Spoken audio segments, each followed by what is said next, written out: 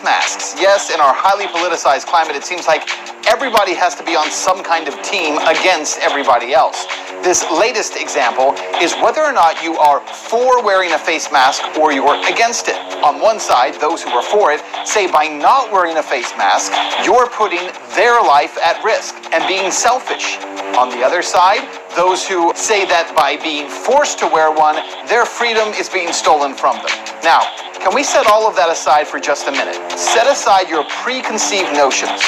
What does science say? What do the facts say about face masks? Do they actually make us safer? Do they actually prevent the spread of viruses? The facts right now. I'm Ben Swan, and this is Truth in Media.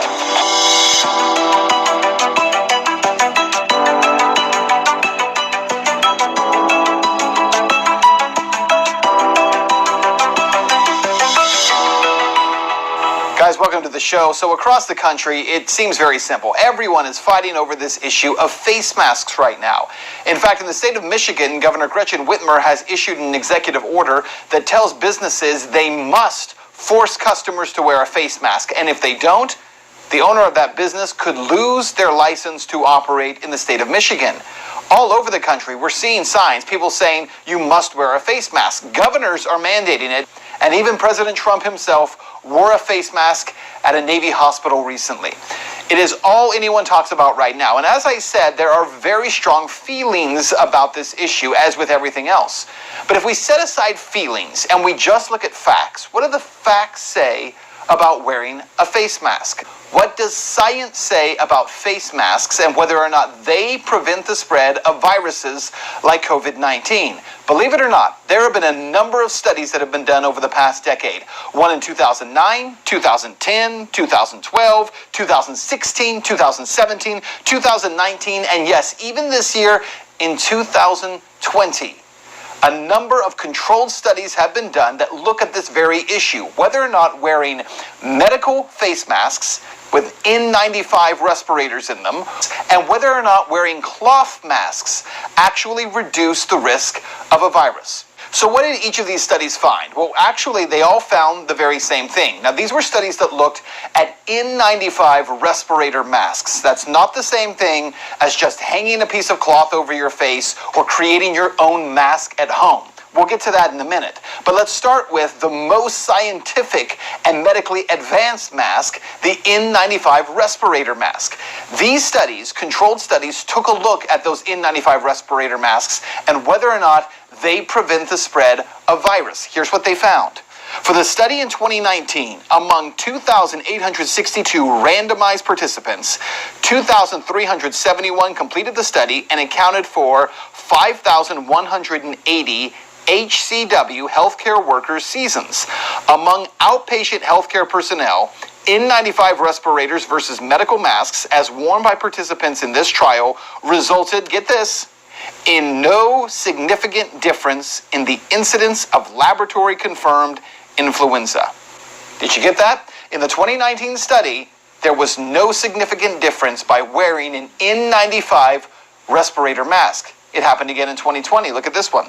A total of 6 RCTs involving 9,171 participants were included. There were no statistically significant differences in preventing laboratory-confirmed influenza, laboratory-confirmed respiratory viral infections, laboratory-confirmed respiratory infection, and influenza-like illness using N95 respirators and surgical masks. By the way, just to be clear, in the 2009, 2010, 2012, 2016, and 2017 studies, they all found the very same thing as the 2019 and 2020 studies. Again, all of these are RTCs, randomized control tests, that are essentially set up to determine whether or not these N95 respirator masks help to prevent the spread of viruses in this setting. And all of these studies found that they do not. Statistically, they do not. Now, there's another study that was also done in 2020. It was done by a group of researchers in Hong Kong. The study was conducted just before COVID-19 hysteria took over, and the results of it were released just a few weeks ago. And once again, those researchers found the very same thing, that there was, in fact, no statistical reason to believe that face masks will protect you, but Improper use of a face mask actually puts you at greater risk of contamination. Look at this. In pooled analysis, we found no significant reduction in influenza transmission with the use of face masks. Our systematic review found no significant effect of face masks on transmission of laboratory-confirmed influenza. Proper use of face masks is essential because improper use might increase the risk for transmission. And there is more here, because remember, over and over we've been told something else that's pretty significant. We have been told that you must wear a face mask when you go out, and these N95 respirator masks are obviously the very best thing to wear, right? Which, as we're seeing, is not true, because those N95 respirator masks don't really protect you from transmitting and catching a virus. However, we're also being told that if you don't have an N95 respirator mask, which, by the way, the vast majority of people walking around in face masks do not have. They're not wearing N95 respirator masks. They're just wearing a cloth mask over their face. And what we've been told over and over is that if you just wear a cloth mask over your face, it's better than nothing, so you should do that. And so because of that, we have tens of millions of people walking around with cloth masks on their face. Now get this. In 2015, there was actually a study done taking a look at medical masks versus just a cloth mask, and whether or not wearing a cloth mask would protect against the spread of a virus. And what that study found in 2015 should alarm you. Not only does wearing a cloth mask not prevent the spread of a virus, it actually can put you at greater risk for catching the virus. Look at this. According to researchers, this study is the first RCT of cloth masks, and the results caution against the use of cloth masks. This is an important finding to inform occupational health and safety. Moisture retention, reuse of cloth masks, and poor filtration may result in increased risk of infection. Further research is needed to inform the widespread use of cloth masks globally. However, as a precautionary measure, cloth masks should not be recommended for HCWs, that's healthcare workers, particularly in high-risk situations, and guidelines need to be updated. So for those of you who are watching who are doubting all of this, please show me your RCTs, your randomized control tests that demonstrate how using an N95 respirator mask actually prevents the spread of a virus. I would love to see it.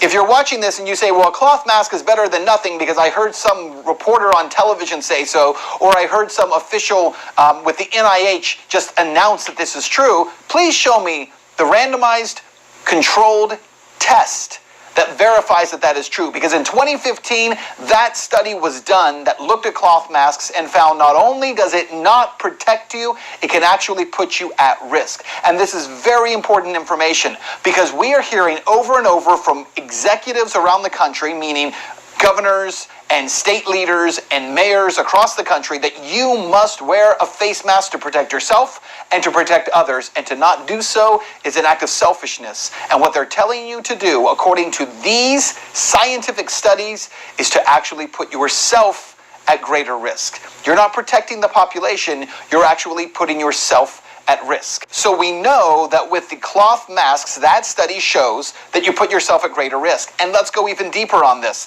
because the reality is that by wearing an N95 respiratory mask, again, there are other health issues aside from virus that can come up. The reality is wearing a face mask, not just for people with compromised immune systems, but wearing a face mask on a regular basis is unhealthy for you. And there are multiple studies that show that.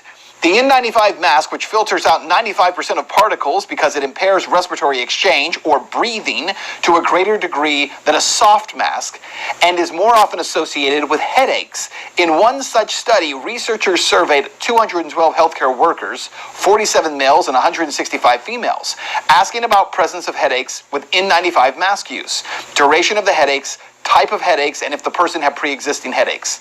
They found that about a third of the workers developed headaches with the use of the mask. Most had pre-existing headaches that were worsened by mask wearing, and 60% required pain medications for relief. As to the cause of the headaches, while straps and pressure from the mask could be causative, the bulk of the evidence points towards hypoxia and or hypercapnia as the cause. That is, a reduction in blood oxygenation or an elevation in blood CO2. It is known that the N95 mask, if worn for hours, can reduce blood oxygenation as much as 20%, which can lead to a loss of consciousness. There's another danger to wearing these masks on a daily basis, especially if you're wearing it for several hours.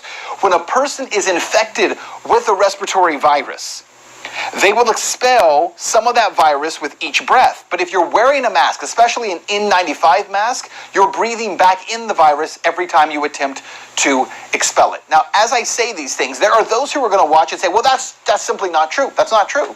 Wearing a mask is not worse for you, it's better for you. And you're not saying that based on science. You're not saying that based on scientific evidence. You're saying it because it's what you're being told over and over and over again in the media, and by politicians, and by these doctors who are in positions that are political positions, not in medical positions. And over, they're repeating this to you. And by the way, even the biggest doctor of them all in this country, Dr. Anthony Fauci, who keeps talking about this issue, referred to wearing a face mask as mostly symbolic. Listen to his words. He called it mostly symbolic. So why is it that everyone's being required to wear one? And this is what you need to know. The reality is, number one, wearing an N95 face mask does not prevent the spread of virus. Number two, wearing a cloth mask does not prevent the spread of virus, but can lead to a greater chance for infection from a virus. And number three, if you have other health conditions, N95 masks can actually make it worse. Now here's what that all means. It means that this talk of protecting you from a virus with a mask is not based in science. I've shown you the science. It's not based in science or fact. And if it's not, then is wearing a face mask really about protecting the public? Or does it become about submission of the public? Are we being forced to submit merely because politicians want us to? Again, if Fauci calls wearing a face mask mostly symbolic, then let's stop dealing with things that are symbolism and deal in medicine.